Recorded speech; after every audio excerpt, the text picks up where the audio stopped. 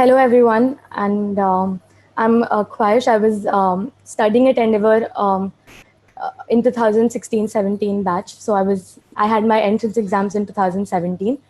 I joined the one-year Endeavour program. I was a student at Udgam, and currently I am an undergraduate at IIM Indore. I am yet to go into my postgraduate program. I've completed the first 3 years of IPMAT. As you know, that it's an integrated 5-year program. Um, yeah, I mean, that's basic information about me. Anything apart from that, I think we'll take on as the uh, questions progress. Yeah. Start with a question, which is, will give you also, space to settle in. Is how has been your IIM Indore experience so far?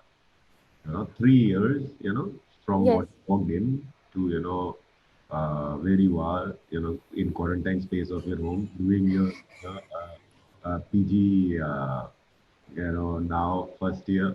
So, how has this been? At least your the whole graduation experience. How has it been? Right? So, in hindsight, I believe that choosing IPM over any other normal course has been the best decision that I've taken for myself. Um, Said that, I would suggest everyone who's watching should take whatever I say as my own personal opinion about something, and it doesn't represent anything else. So, the reason I feel that this has been the best experience for me is that I believe that my personal growth trajectory, in terms of the knowledge that I have received, in terms of the perspectives that I've formed, in terms of the learning that I've gotten from the faculty, from peers, has been has been exceedingly good when I talk about being in IIM and all. Now, I think it just does not come from the fact that it's a business school with a good brand name. It also comes from the fact that they've taken this program with utmost seriousness, and they've tried to make it better year after year. We're not missing out on any experience that a normal college going student would have probably gotten. If I talk about student activities, if I talk about hostel life, if I talk about quality of learning, if I talk about placements, student exchange programs, everything for that matter has been set up for us in this program.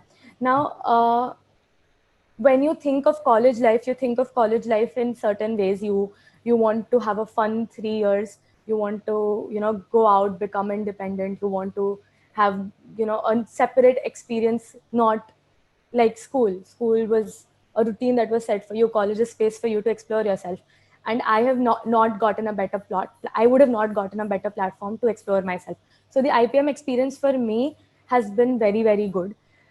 Saying that, it differs from people to people. I see my own batchmates, I see my seniors, I see my juniors. It changes.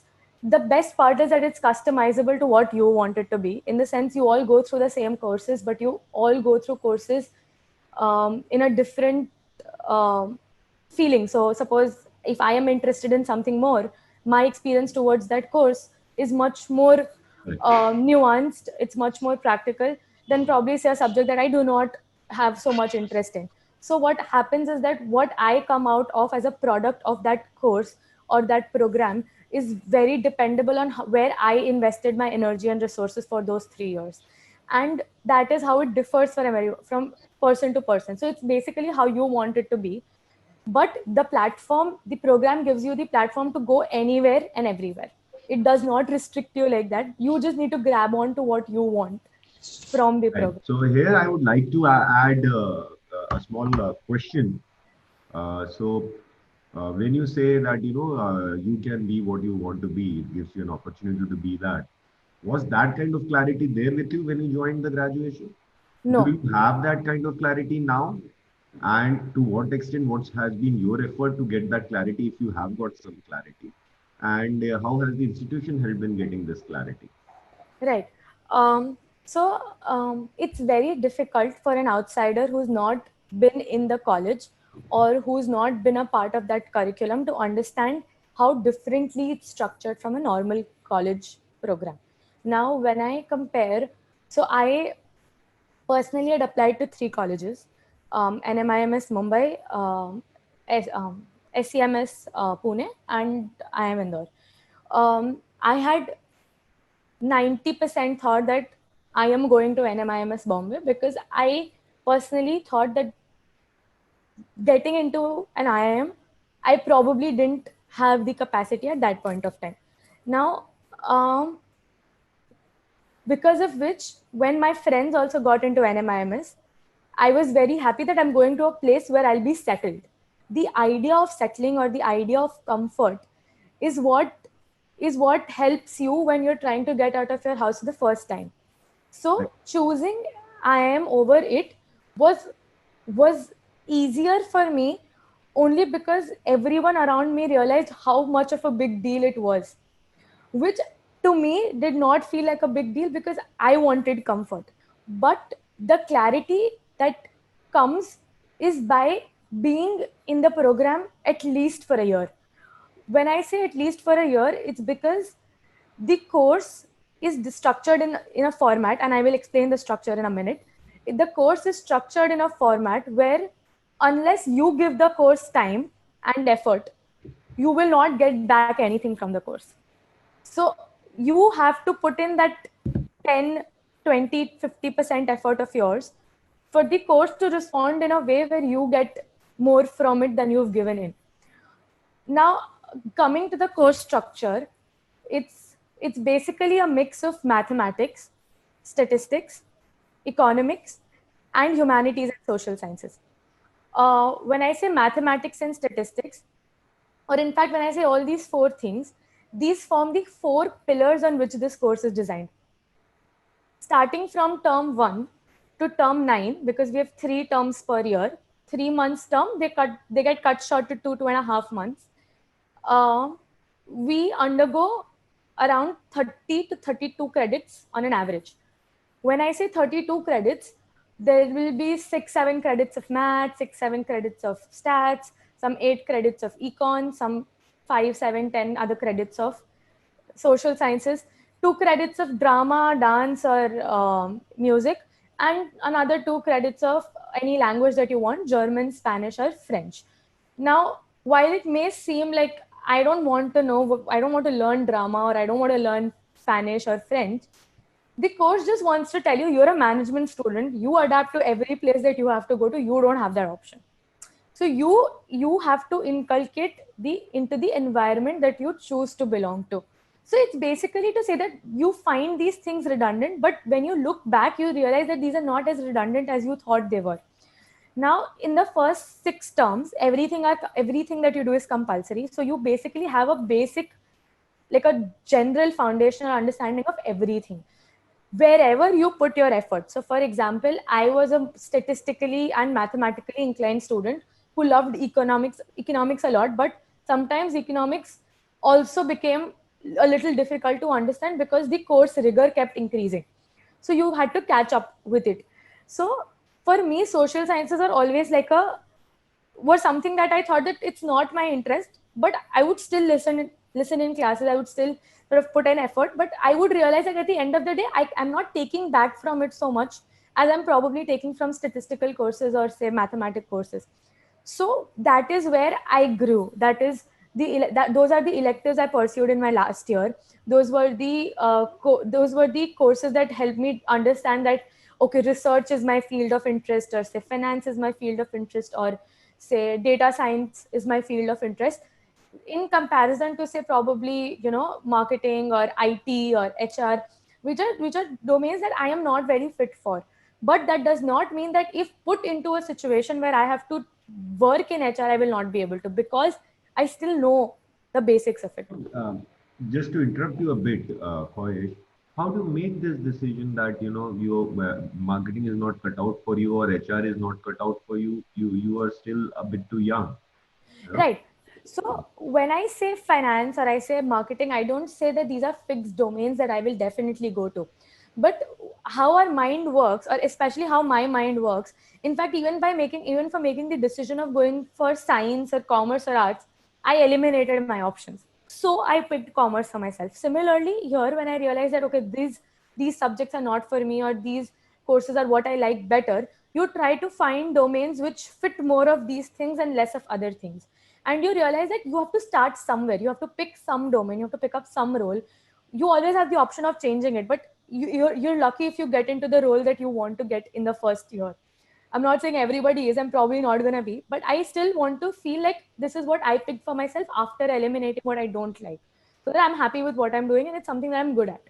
So that is how I feel like, these are the fields that I keep open for myself. So when I say research, it's also market research and marketing, but it's probably not branding. That's the sort of difference that I put, that I need to have clarity on my thoughts. And again, comes only after 3 years. Probably hasn't even come till now, but comes only after 3-4 years, and you realize what you're doing around. Doesn't come right. If my question to you 3 years back was, can you explain to me branding and market research? What would have been your answer? I You're I using mean, them like a pro, right? like, yeah, it would probably would have been gibberish, I would say. I mean, Okay. things that I would have. So with marketing, the thing is, you've heard it so much and it's so overused in some form that I would have still told you, how Maruti Suzuki has advertisements and how these people have. But that's the limited idea that you have. You don't have a clear idea of anything at that point of time, because again, theory is So you important. are making a far more informed decision today. Right, yes. So that is what I would say, that 3 years back, you don't know all of these things, but 3 years later, the course is designed in a way that you have a theoretical knowledge of everything, which makes you in a better position, which keeps you in a better position to make a practical career choice for yourself. In fact, choosing colleges also becomes a very important career choice that we don't realize, but it is, honestly. Those 3-4 years of your life are not going to come back, and you need to make a decision for yourself in that direction, keeping that in mind. Right. So we'll continue with the IIM Indore theme for now, and Right, back to your preparation and how you came to this. But if we have to say, like, you have to pick X things you really like about IIM Indore, or this is right. what would be those X things?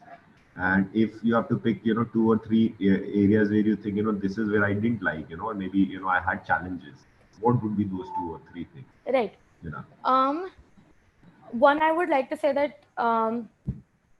how much ever I would want to deny it, or how much ever I would want people to stay back in their homes and live a comfortable life, it's very, very, very important to be in a residential college for the first 3 years of your life.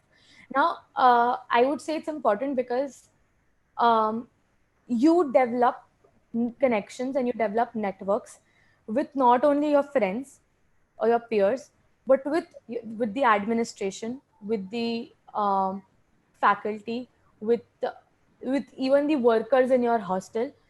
And I'm not saying connections in the sense, something based on quid pro quo, like, you help me in something, but these are networks, or these people are stakeholders which you never realized lived in an institution where it's just knowledge impart. So if I'm living in a school, I'm in a school, I'm going, I am a stakeholder, the faculty is a stakeholder, and I don't realize anything apart from that. When you're in a residential college or a campus, you realize there's so much more to building an environment where you can live than going to a college, studying there for 5 hours and coming back home. So residential colleges help you in a lot of ways, making you independent, making you understand how to live with people, how to live, how to maintain distance with people you don't want to be around. So I guess it's very important overall to know that residential colleges offer you much more than just knowledge. They give you an experience of living somewhere where you understand it as your own city or your own hometown that you're growing up in for those 3 years of your life. Apart from that, I believe that the quality of faculty members is extremely important. So not what they teach, but how they teach what they teach is extremely important. With these colleges, because they've taught MBA students, they know the undergraduate mindset, I would suggest say, like, they know what you were before you became into. So they have a fair idea, and they treat you like that. They don't treat you like kids who've come in only from school. They treat you like people who are here after they've made a good decision. So you need to know the choice that you've taken, and you need to work hard for it. So they treat you like good, educated, smart kids who are here and are here to mold themselves. Third, I would suggest peer learning is extremely important. So when I say peer learning, I realize that what happens in colleges is that you have in groups and out groups. Okay, if I can put it like that. So in groups are people that you form connections with based on your region, preferences, likes, dislikes. These become your friends. These are people you hang out with. These are people who you go, share your problems with, study with, stuff like that. Then there's out groups. Out groups are people who you don't have a personal connection with, but they're in your classroom, they're part of your batch, they're probably your seniors, faculty, kids, stuff like that. These are all out group people. But what happens with peer learning is, in an environment where you're only 120 people, the possibility of out groups reduces, because you realize that you are the only 120 people for each other. So over time, your bond with your batch gets better, your understanding about the other person gets better, you develop a sort of tolerance that we don't see around ourselves. It's very easy to shut someone down by saying that no, this is not right, but hearing them out and trying to make a second opinion about it, or trying to change your stance toward it, it's very difficult, which does not happen in a B school like this, because you realize that it's important to have a second opinion, or you realize that there are people who think differently from you because they've been brought up in a different way, they're from different regions, there's so much diversity that it gets better. So peer learning is extremely good. um, Fourth, I would like to say that there's a lot of student activities on campus. Okay, there are fests, there are, like I said, student exchange, there's placements, there's all kinds of clubs, sports, media, dance, music, like anything, any hobby that you think of, there is a club for it. So you're belonging. You know that this is where I can go. This is what I can do. Just work for it. Just be like, yeah, there's a selection process. Go through it, and you're in. And there you develop relations which are based on your interest, literally on your interest. We both like entrepreneurship, we're in the same club, we can talk about it. We both like dancing, we're in the same club, let's make a video together. And these things happen. So the experience of organizing something, being a part of something, and also being somebody on the outside who's viewing it is very good. So the student activity body is very, very, very enthusiastic and very active. That is another thing. Like, and then I said, already mentioned, that self growth is a very important parameter, which I like, because there's a lot of holistic education. So self growth again becomes very important. Three things that I think should have become better, or there's a scope of becoming better. Environment is very competitive, even if it's very active. So a competitive environment always keeps you on your toes and always wants you to be productive. Third thing, which I think is a lot more relevant to everybody here, is that the idea that IPM is a specialization program, it's not. Like other bachelor programs where if you're doing a BTech, you're doing a BBA, you're doing a BCom, you come out with some form of specialization that these courses offer. But what IPM is it's not a specialization. It's more like you becoming a jack of all trades to become a good general manager, or to become somebody who can overlook every specialization vertical, because you have an idea of everything else. So you are more attuned to becoming somebody who's solving things rather than doing things himself or herself. So it's not a specialization program, but that does not mean that you will never have a specialization. But if you're coming in with the idea that no, this is, you will be the master of this after you end those 3 years, that will not happen. To younger school, they have built up with what I'm hearing from you is very, very promising. This shows that, there's a lot of in institutions, they are building careers. They are actually Yes. taking responsibility of you from your parents for 5 years, Correct. right? And in this process, teaching you how to be responsible. So what else when you're talking about these situations here, most of these actually are making you responsible and ready for the corporate, because you'll have to work with Definitely. people you're not in teams where you don't like. Same thing, you'll have to work on days the work is there and you don't want to work. So, so that would be there in the corporate world. Maybe they Definitely. are making you responsible a bit early. So, but do you actually get no time, free space? So you must have some hobbies or something. Are you able to pursue those? No. Right. So no, that it's not like we're dying all the time. It's more like just some days the schedule gets really hectic, but on other days, people who have hobbies have been pursuing it. For me, my hobbies are a little different. Like I like cooking and I like traveling. I like reading. Some of these things I've sort of these are not possible when you're in a 3-year college or you're living there. But for that matter, what I did find as my hobby was that I really liked being a part of organizing committees. So I really liked working in fests. I really liked being the core part of some club conducting some activity. So I kept myself really busy throughout. So by the end of it, I realized that I was probably putting in more effort for the fest than on my studies. But I never regretted it for even a minute because I really liked what I was doing. So it's not like you don't get the time.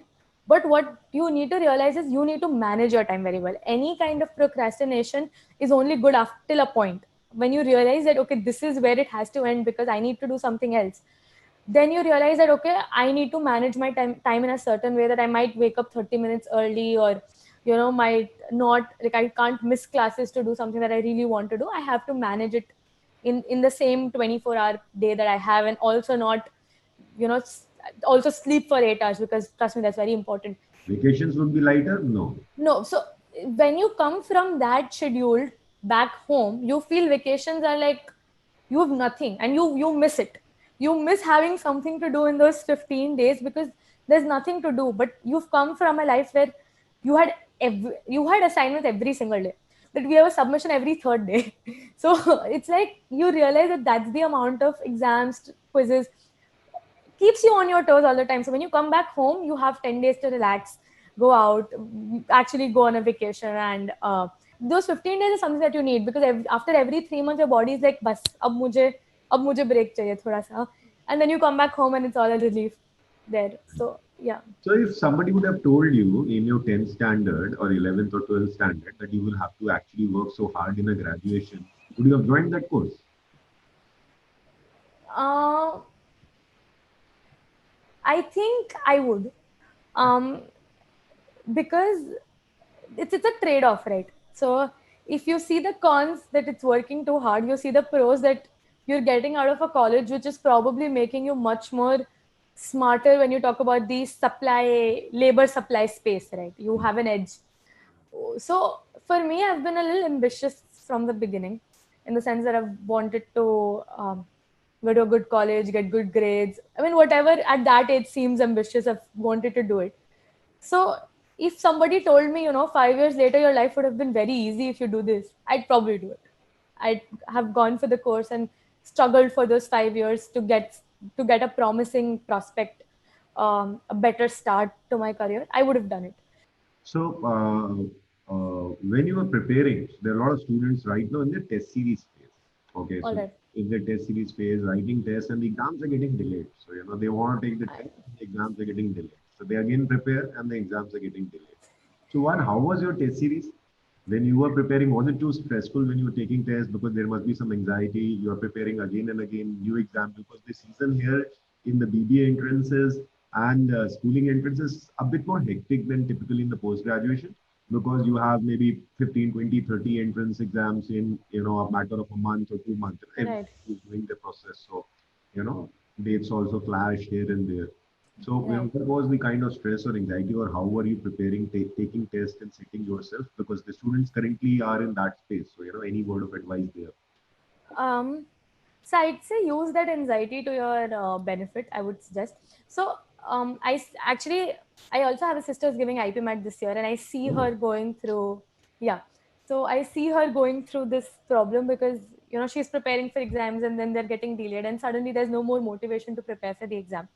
But so this is what I've told her, and this is what I'll tell all of you.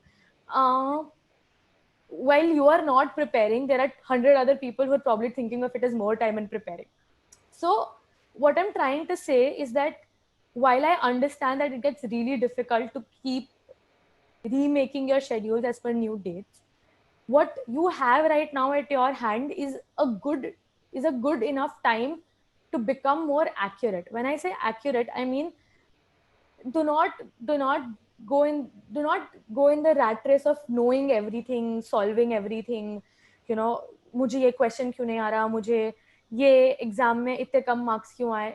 I mean, all of these things are not that are not as important as you understanding that in that 120 minutes exam, you will have 100 questions, and those 100 questions will we can be 50 easy questions that you've seen in your life, but just because you couldn't be accurate, you couldn't manage your time, you're just not able to get through. So my point being that what is important for you right now is to manage, is to learn how to manage your time.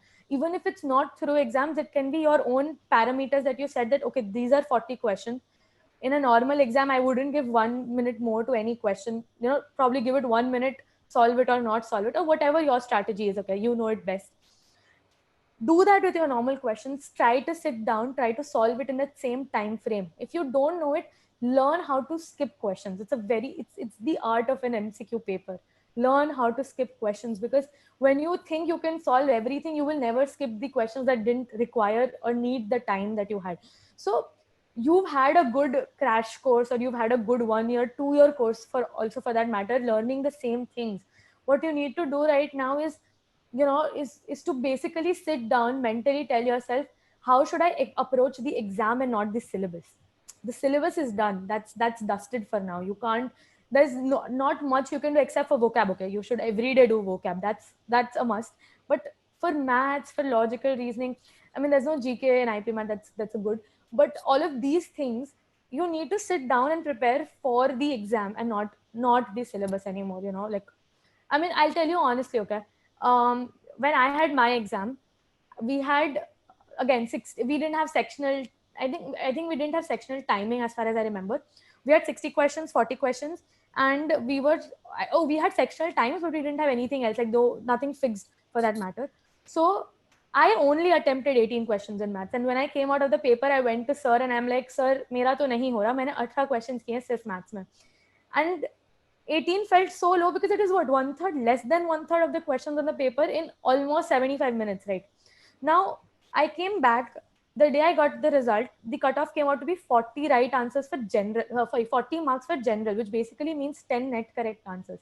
So you sort of realize that people are not, the cutoff's not high. The cutoff is not high. What is going wrong for you or for somebody else is the fact that you try to solve the first 10 questions when they're smart enough to put 10 hard questions there, so that you never reach the 11th question.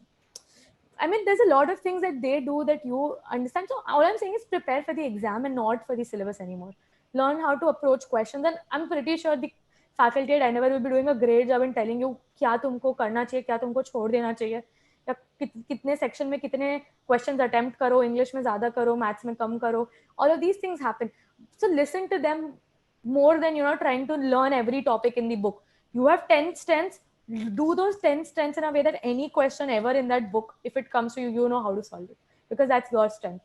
And you can leave. I hated algebra. I never touched a question of algebra. I'm like, I didn't like it. I thought, I'm like, I'll spend my time, I'll rack my head, I'll even get it right. But it's not worth it at that point of time, because you're in that limited space and time.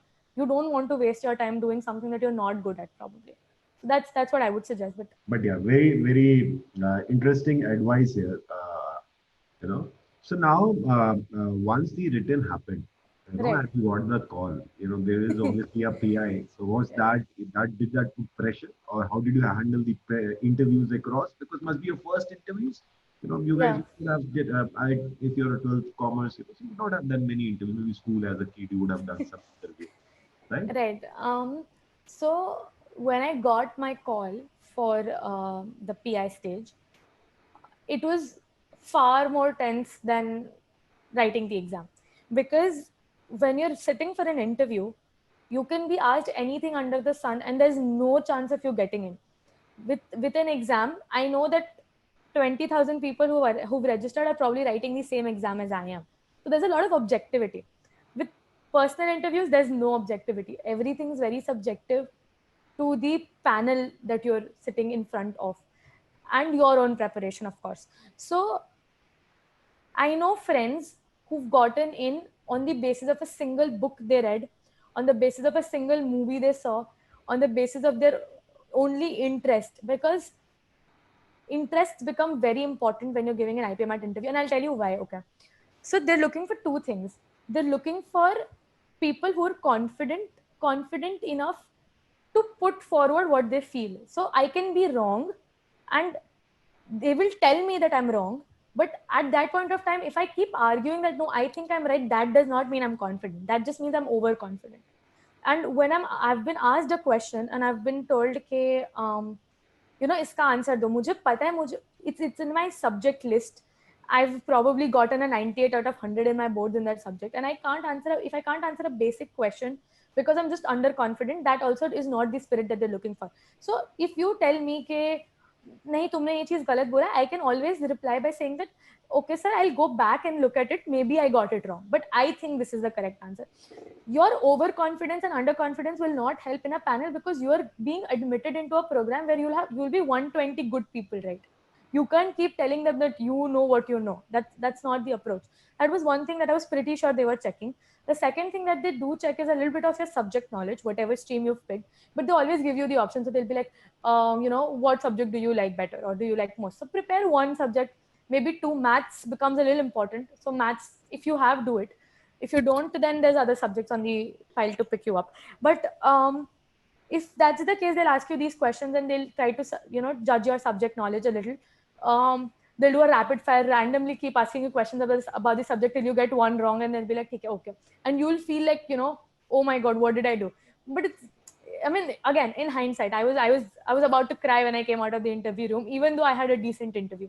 But the point being that it's a very pressure stress test situation where they're trying to assess how good you can work or you can be under somebody's intimidation or someone's authority, or in a room where there's so much of anxiety all around or inside your head. Apart from that, they don't really care about what you've done so much in life. They didn't even open my resume book or check it or my certificates. All they asked me was, what do you like? What do you think is your most significant achievement? And you tell your story, you weave your story, you lead the interview. So the most important part in understanding how to approach an interview is to be prepared for the next question when you answer a question. So it's like saying, if somebody asks me, what's your interest? And suppose I say dancing, by mistake in a hurry. Of course, their next question will be on dancing, right? That's how they're also forming their interview. So you pick your answers. So if an interview goes wrong, it's actually sort of your fault because you led them in the wrong direction. So what you say becomes extremely important because that's how much they know you. So my interview started with them asking me them asking me, why do you have such a name? So I was like, my mother picked it, and they wanted to know the story behind my name first before they asked me anything else. Then they started asking me about a little bit about my family when I said that, okay, my mother chose my name for me. Then they started asking me about my family, that what do I like, what do I not like. Then they moved on to ask me, oh, so you're from a business family. Is that why you took commerce? So I'm like, no, that was not the reason. And I frankly told them, I just eliminated my options. And I till date do not think that's a wrong thing to do, even for yourself. So then they said, okay. So then they started asking me questions from maths, economics, accounts, rapid fire. One professor asking me one stream question, somebody else asking me something else. And then they came to GK. Again, GK becomes extremely important. How much ever you don't like it, at least know your current affairs. Just know what's happening and have an opinion about it. So the time I was giving my interview, there were farmer riots in Madhya Pradesh. Read about it. You're going to Madhya Pradesh. So then I started reading about it, and they asked me a question, and they asked me the economic implication of that situation. They asked me, okay, what will happen to the supply of crops? What will happen to the demand of crops, tomato, something? And I told them, so economics I knew, current affairs I didn't, but you should know how to link something. So your current affair basically is a reason to know, okay, what is your opinion on something, or do you have an opinion on it? So yeah, that is how it sort of progressed. And then the time I gave my first incorrect answer is what I think. They're like, okay, ab chale jao. And you feel like, what? That's just the first incorrect answer that I've given. They'll be like, okay, thank you. They'll not say anything. Poker face and you'll be out of the room. And then I got the call. So all I'm saying is it's a stressful experience, but lead it your way. I mean, say what you know best, because that's the key. What you know best becomes something that they can't question you on because you know it. If you know your subject, everything else is okay. And one thing which you said that if you don't know something, it's okay. You don't know it. You can try to learn, and they obviously they are learned people and they'll know more than you. So if you don't know something, you don't need to stress about it. Right? So I think after a point of time, they were aware that I knew my subjects. Then they just started messing with me, just seeing how much I'm losing it when they just even giving me questions. So they sent me out because they realized that they knew enough to judge me, but Right. that was just like a stress situation. Okay, You but yeah, remember those faculties when you entered the college? You could identify them? I recognized two professors. I didn't recognize the third one. I think he was a very senior professor, probably teaching MBA classes right now. So maybe I'll see him in a few few days. Maybe, yeah. So now where are you heading? Now you're in the first year of your Yeah, my what MBA. is your career direction? What are you thinking? What do you want to do? How do you want to move forward? Any thoughts? So you want to see generally in MBA also first year people try to explore more before taking Right, it call. Where are you? right. So, And not the option of dropping out. Is there an option of dropping out? right. I'll come to it. But Right. no, because most of these integrated programs don't have it, I guess. So, since last year, there's an option for sabbatical which has been introduced. A sabbatical means that since you're in an integrated program and you don't have work experience. And when I say work experience, it's basically working at one job or working at a job for more than 6 months. That is what they count as work experience. So, since you do not have work experience, they have given us an option of going into the industry, working for up to 2 years and coming back for for our MBA after 2 years.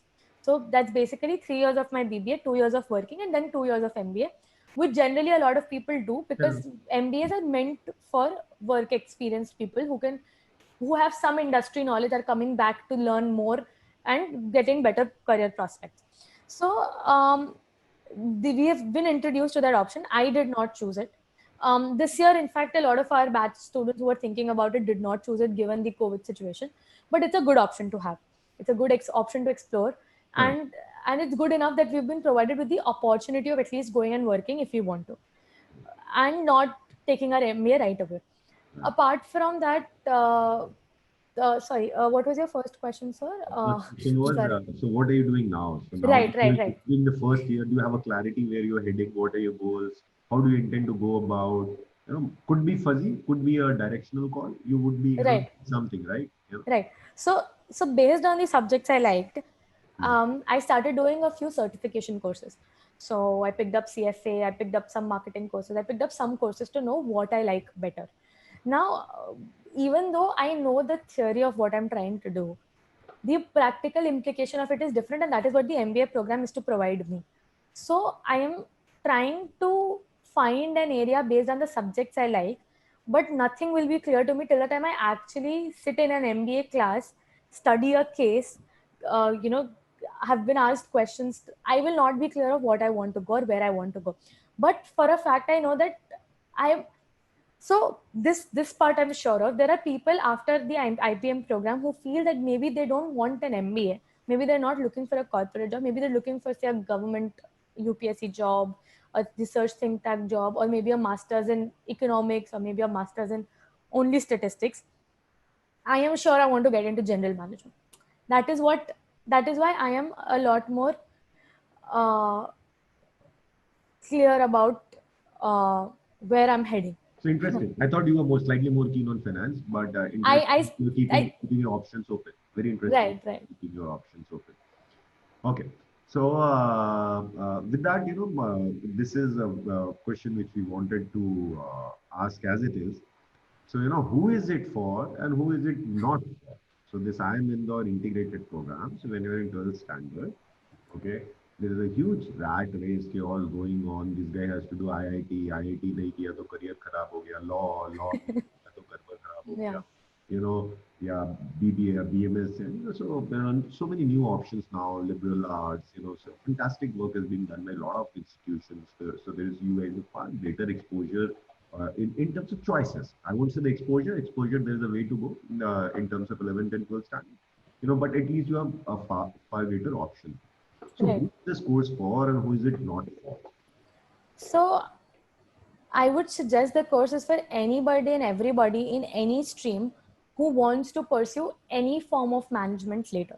But to say this, I mean that I mean that you do not have to leave your primary interest.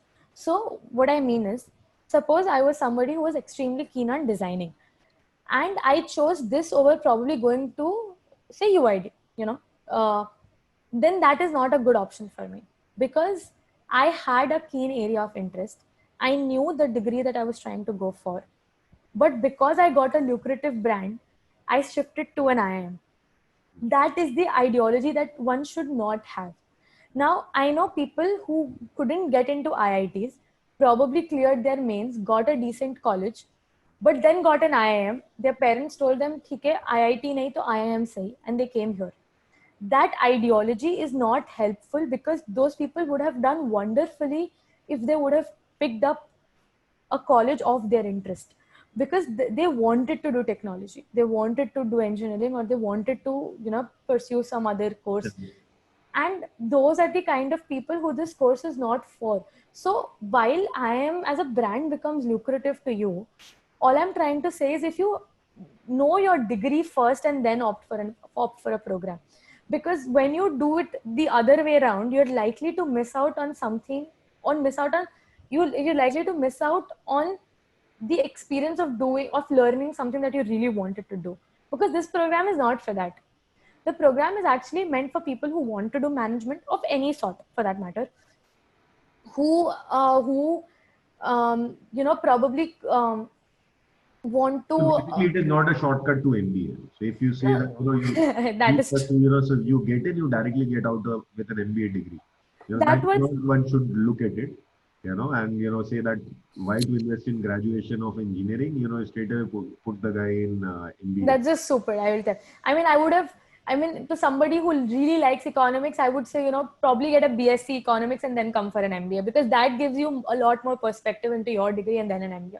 So this is what I would suggest: कि मत करो. Don't fudge with your career like that. Hmm.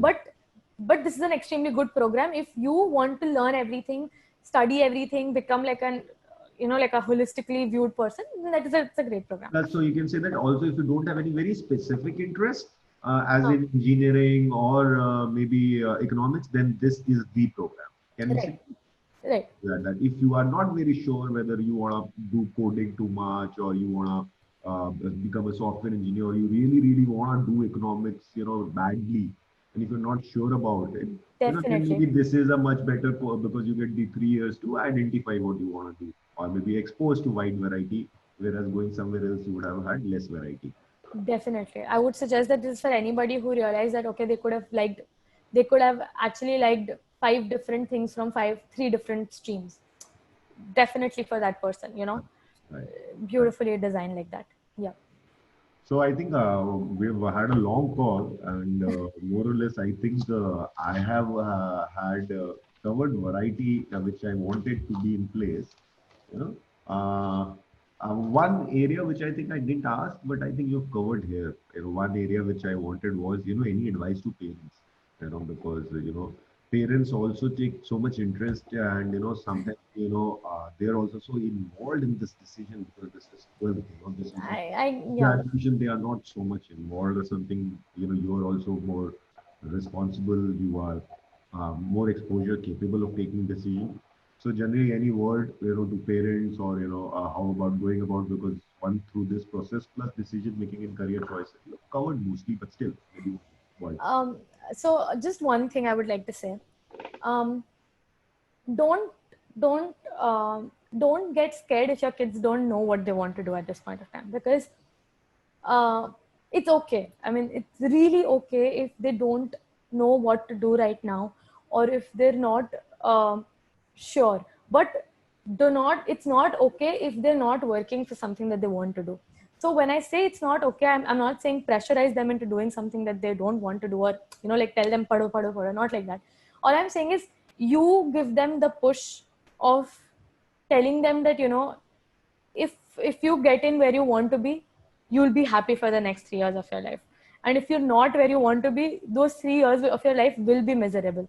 It will be like that. So what I'm trying to basically say is that when you're a parent, you get involved in your children's life, because you feel a protective, sort of, like, there's a feeling of you getting involved in their decision making, because you get affected by it also, and you want the best for them. But sometimes at this stage, it's okay to let them choose something for themselves, because at least when they look back, they'll realize that this is something that they chose for themselves and that it is not something that somebody else did. Although as parents, we have all rights to do it, and we should guide them. But I would just say, let the final call be for themselves. Don't pressurize them into going for an IIM. Don't pressurize them into, choosing a brand value or a package that you might get later. Just let them realize what they really want to do. And maybe if they can't do it, take, give your suggestion or opinion on it, but let the first call be theirs. It's very important, because these 3 years of your lives are, you will not be making their decisions. So they need to start now. They need to start understanding that, okay, if I make this call for myself or this decision for myself, then I am the one responsible for whatever comes in the future for me, because I chose it. But again, pinch of salt, I'm no parent, so I can't definitely say anything. Yeah. Thank you, Koish. Great word of advice for everyone. Now, I think Deepak sir, you can take a few questions from students. So we have Saurabh Lapasya, right? Saurabh, if you can please unmute yourself and start your camera and ask, go ahead with the question.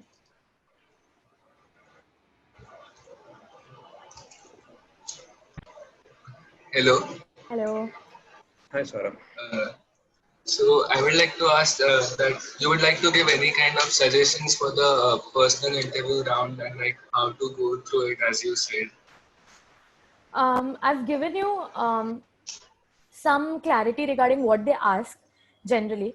What you can do for that matter is, I would suggest till the test, think about the test, because that's very important to clear first. And Yes. second, when you come to the PI stage, um, so study one subject really, like, very well. So probably the subject in which you got the highest marks in your boards, because that is something that they think that, okay, you should be good at. Prepare one interest really nicely, like, one hobby that you really like to do. There was an interview of my friend which only went on Harry Potter.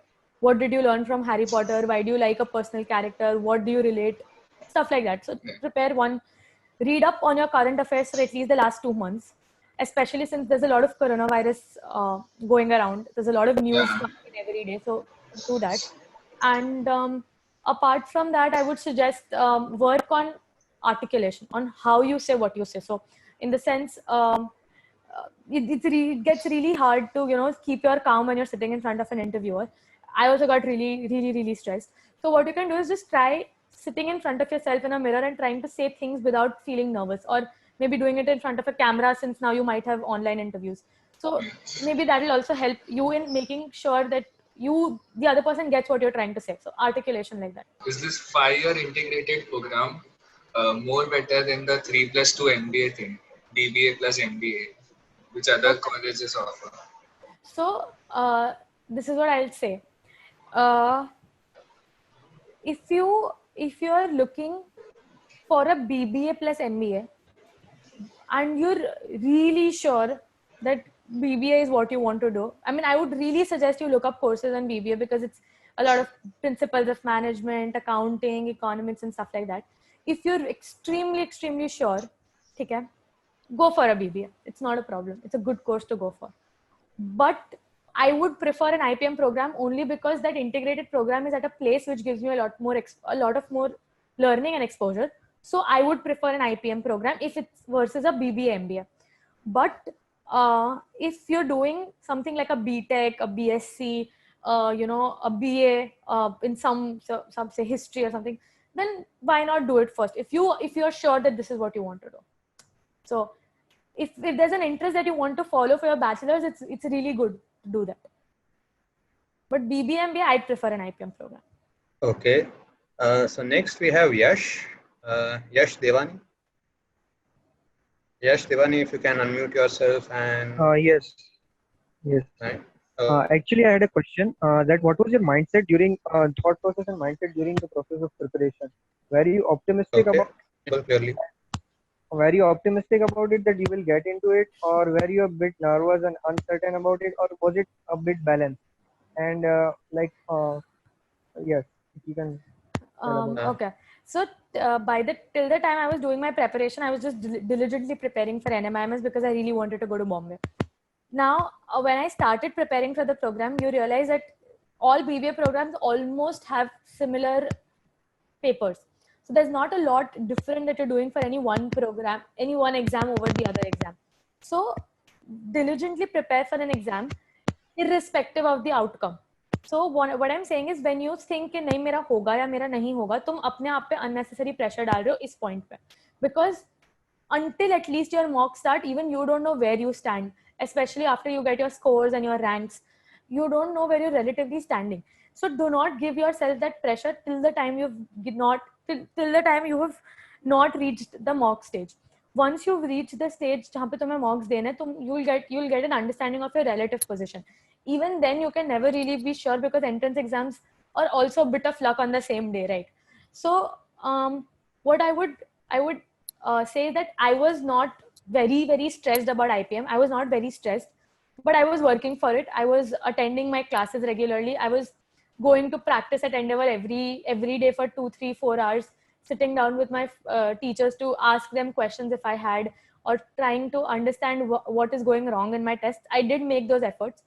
And once I removed the pressure of feeling कि I am नहीं हुआ तो क्या, I was far more keen on working towards it because I had less pressure on myself. So नहीं हुआ तो ठीक है, but your job is to keep trying to your level best is what I would say. So don't take that unnecessary stress, especially in a time when everything around you is going to be stressful because of the whole COVID thing. So don't take stress. हाँ बोलो. And one more thing, what was the biggest motivation that helped you going through all the tough times? Maybe you have scored less in some mocks or some challenging situations and all. What was the thing that kept you going? And I realized that I would have an MBA by the time I was 22, and that was a very good driver because I would start my career at 22 and I would have a good start is what I will say, because even if I wanted to give CAT after 3 years, I knew that I could come back and rely on an IIM, like a good IIM. So your driver is only what you see yourself after 5 years. I wanted to be successful after 5 years, and with a BBA degree, it would be slightly difficult. So with an MBA, it gets a little better, right? Because you have a master's. So I realized that I could be just 22 and start working where I wanted to work. So yeah, worked for me. And one last thing, Yeah. that is it worth giving 1 year drop for the exam if I don't clear it this year? Is it worth it? So depends on your opportunity cost. Where are you getting in if you're not getting in here?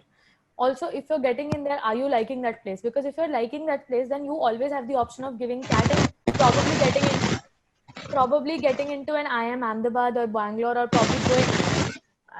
probably giving GMAT and going abroad. So all I'm saying is there were students in our batch who took a 1 year. Sorry, there were also students in our batch who took a 1 year drop and they came back for this program. But it all depends on where you are. Like, do you want to be there? If you don't want to be there, then why not give it another try?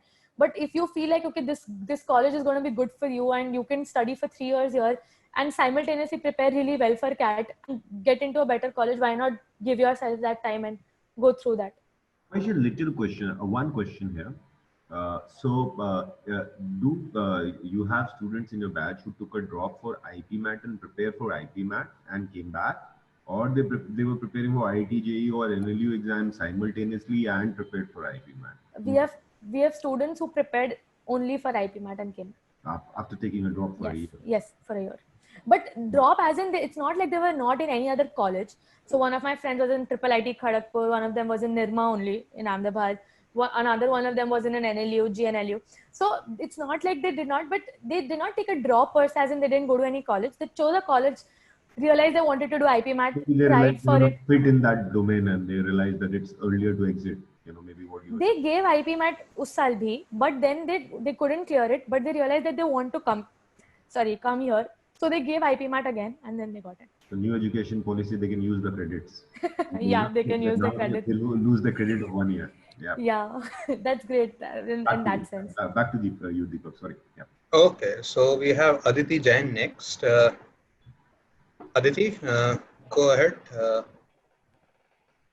Yes, sir. On your camera also, we would like to see you. Nice. Good evening. Yeah, I wanted to know what are the things that are prerequisites for us to get selected in the IP-MAT course? On paper, nothing. There's no prerequisite except getting a minimum bare passing percentage in your 10th and 12th. There are no prerequisites. You don't have to be from a particular stream, or you don't have to have particular subjects. But I'll definitely say, since the exam is very math heavy, you get an inherent advantage if you have taken maths in your 11th and 12th. It gets really difficult. So in our 120 batch, there's only probably 3 or 4 people who never took maths and they've gotten in. You can see the percentage. It gets really difficult for you to clear the test and come in. And also, if those people did not have maths, they did prepare separately for the program to get in, like, math wise. Apart from that, I really don't think that there's any prerequisite. A lot of it depends on how you clear your tests and how you give your interviews. There's no prerequisite like that. Urvin has a nice question about your mock tests. So I'll put him on. Right. Hello, Kwais. Good evening. Hello. My question to you is that what was your first mock score, and what was the last mock score, and what were your strategies to reach there? Also, my another question to you is that how did you overcome your anxiety and stress while you were facing the IPM interview, as you were facing the finest professors in the country, as some might be an advisor to PM, and such a great person sitting in front of you? That's my question. Thank you.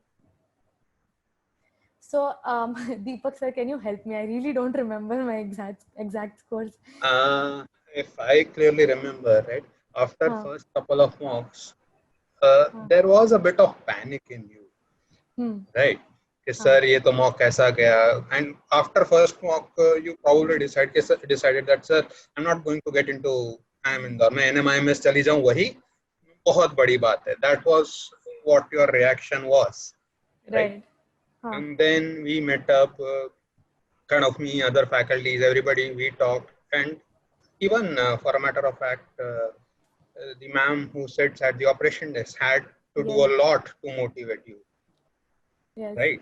Yeah, she used to keep me calm all the time. It's like, हो जाएगा तुम्हारा, अरे, तुम पढ़ो. So, Urvin, basically to answer your question, right? Urvin, first mock say to yaar, nobody can decide whether I'm going to get into IPM or I'm not going to get into IPM, right? The thing about Kwais that all of us have observed is between her first mock and the last mock, she used to spend at least 5 to 6 hours at the center studying, right? That is just studying under the watchful eyes of faculty, and जैसे ही कोई doubt आए फटाफट से पूछ लिया, sir ये कैसे हुआ, सर ये word का meaning ऐसा क्यों है, ये ऐसा क्यों नहीं, right? So those, and at times, if I may say, Kwais बुरा मत लगाना, her doubts used to be funny as well, her doubts used to be stupid as well, but then she never cared. हाँ मुझे doubt है तो मैं पूछ लूँगी. That was what her attitude was, and probably that is what got her through IPM, right? So I hope that answers your question, Urvin. Yeah. Sure. For the second question that you asked about the people, how do you overcome the stress? Look at them like people. They're your professors. There's some professor.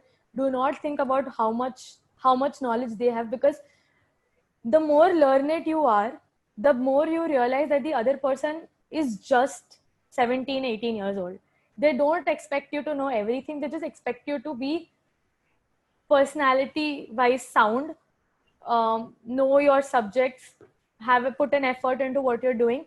Honestly, somebody in front of you does not expect a lot from you. Since you already cleared the test, you've shown enough aptitude to get into the program. Now what they're trying to do is trying to check how you are as a person, because this is the only possible interaction that they can have with you before they actually let you in. So it doesn't matter even if they're not professors, there could be anybody sitting in front of you and you wouldn't know. There could be anybody, and even if they ask you questions, you need to know that your answer will not change, even if it's somebody who's been a advisor to the PM or somebody who's just a new professor who's joined. Your answer should not change. because you are just putting an impression of yourself out, that's all. So वो pressure मत लो कि सामने वाला तुम्हारे बारे में क्या सोच रहा है, बस ये प्रेशर लो कि तुम जो बोल रहे हो वो तुम्हें represent कर रहा है उस टाइम पर. I had one question chat पे, should I take it right now? Yeah. So I had one question, how's the hostel food over there?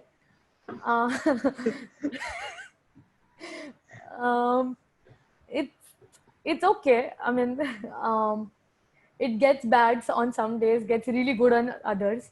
But I think every hostel ka khana is like that only. It's nothing like ghar ka khana. So, I mean, I don't know. But the spread is good. Spread is good. What is the spread in? Tell them the spread. Is the spread? Okay, so spread is good. So spread, I would suggest breakfast. You have one fruit, one proper dish like paratha or say sabzi roti, as in chana puri or something like that. And then you have milk, you have cornflakes, you have coffee, tea, anything of egg, so omelette, half fry, boiled egg, something like that. And you also have Jain options in breakfast. Then when you come to lunch, you have two sabzis, dry and gravy, and roti, rice, dal chawal, dahi, salad. So spread and all is really good, okay. And dinner, you'll always have one item. Some days they'll give you noodles, some days they'll give you pasta. Some days, I'm not saying it's very good. I'm just saying it's there, and Manchurian and stuff like that, and paneer ki sabzi, and you also have option to buy non-veg food and eat. So I think they cover that well in that sense. So eating snack or something? No high tea? So high tea is optional because we generally have classes in that period, but they have the option of buying high tea, which is very cheap. You can buy it and eat. Mornings, if somebody wants to have milk in the morning, 6 a.m., 7 a.m., I doubt people get up at 6 a.m. 7:30 mess opens. So 7:30 to 10:30 ke beech you can go and have breakfast at any time, and everything at that point of time is free. Dhruv has a question. If I'm starting my preparation from now, if you are starting your portion now, one question obviously would be, I'm assuming he's starting preparation for 2021 IPM. So if he's giving it in the next year and he's starting his preparation right now, start with your basics. Start with basic arithmetic. Start with increase your rigor towards mathematics as you go forward. With English, I would suggest start developing a reading habit thoda. Start with your comprehension. Start with basic vocab. Complete your modules. Very important. And attend classes. Again, classes, once you attend a class, it stays in your head in a better form than had you not attended class, because you're listening to someone say it, or you're probably seeing them. It's just visually and audibly, like, it's better. And apart from that, you have a lot of time. If you have a year, what you do is you just start going step by step and you continue doing it like that. So that's what I would suggest. But again, I would suggest you have great mentors at Endeavor, really, really good people who can guide you how you have to prepare. So every person's journey is different, what they do, how they get in. So find what you like better, find your weak points, find your strengths, and figure out how you want to deal with it as you go. Right. So I have a reply here. Please suggest students to read, as a father of a daughter, I would like to know how IIM Indore hostel is disciplined and how is Indore city in general. Okay, so I'd suggest, about Indore, Indore is, it's like mini Ahmedabad, okay, in a form. So it's a very close-knit space. So campus is a lot far from the city, but you'll have regular visits to the city if you like going out as much as I do.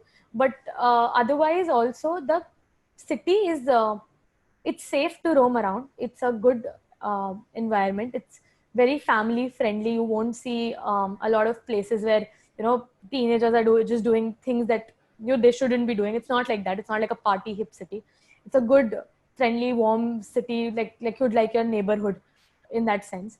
And I mean, also about discipline in the IIM Indore hostel. So our hostels are very, very regulated. girls hostels and boys hostels both. We have very strict norms. 3 students share 1 room in the first 3 years. Disciplined in the sense that nothing's gonna happen. Nobody's gonna come into somebody else's hostel. The wards are always there. Your rooms are always going to be clean because somebody will clean them up for you in the morning.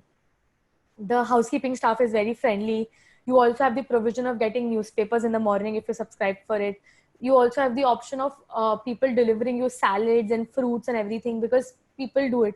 So in that way, it's very accessible and it's very disciplined. Nothing out of hand like that happens.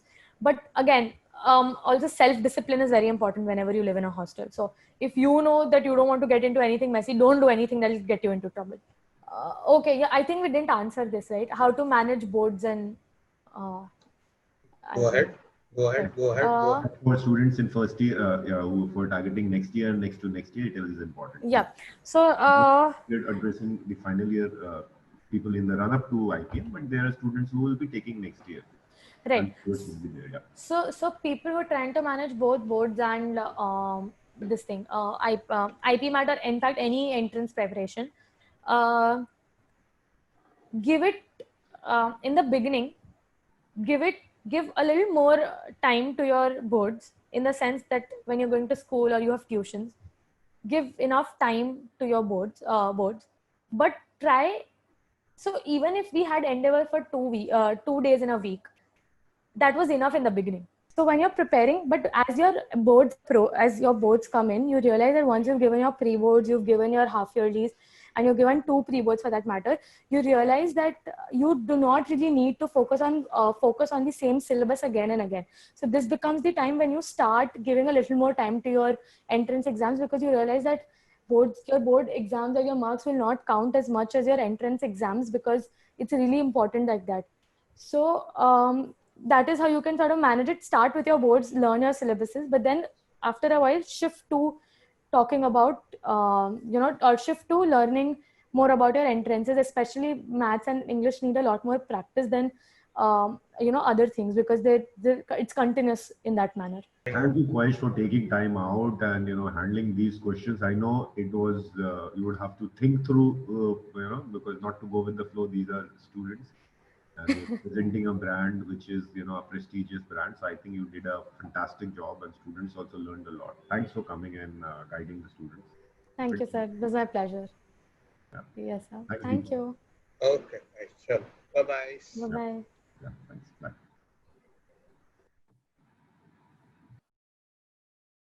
Okay, students, so hope you had a good time today, right? And moral of the story, please keep studying, right, and working hard, and you'll get there. Okay, sure. So this is us signing off.